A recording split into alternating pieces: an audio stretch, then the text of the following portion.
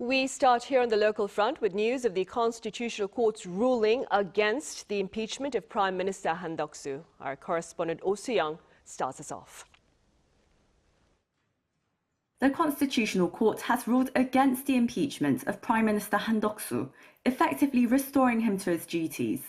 The judicial bench delivered its ruling Monday, 87 days after the National Assembly passed a motion to remove Han from power, who is also acting president, following President Yoon Suk Yeol's own suspension from office after declaring martial law.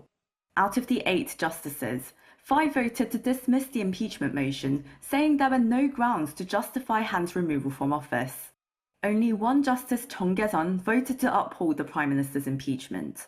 2 justices, meanwhile, argued the impeachment case itself should be scrapped without review, as the National Assembly passed the impeachment motion with a simple majority, instead of a 2/3 majority required to remove a president.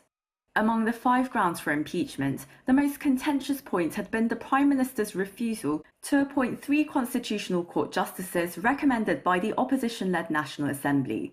The bench ruled that while Han's decision to withhold the appointment violated the Constitution and the law, this did not necessarily betray public trust.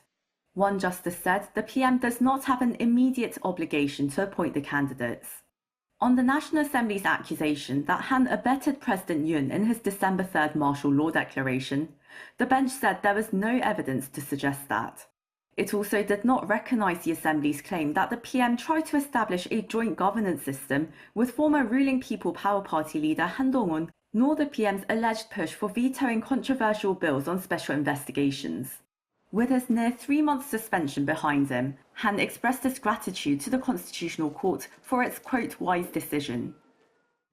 Upon my return, I will dedicate myself fully, always upholding the Constitution and the law, to working hand in hand with our people, the political community, the media, civic organizations, businesses, government officials, and cabinet members for the sake of our younger generations and the future of Korea.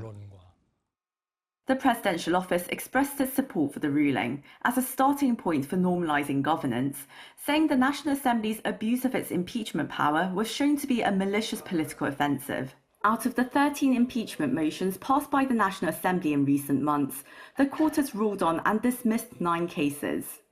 Ahead of the president's own impeachment verdict, observers say the justices' divergent views on Han Duck-soo's impeachment are worth noting. The bench has been deliberating on Yoon's case for a month after his final trial hearing.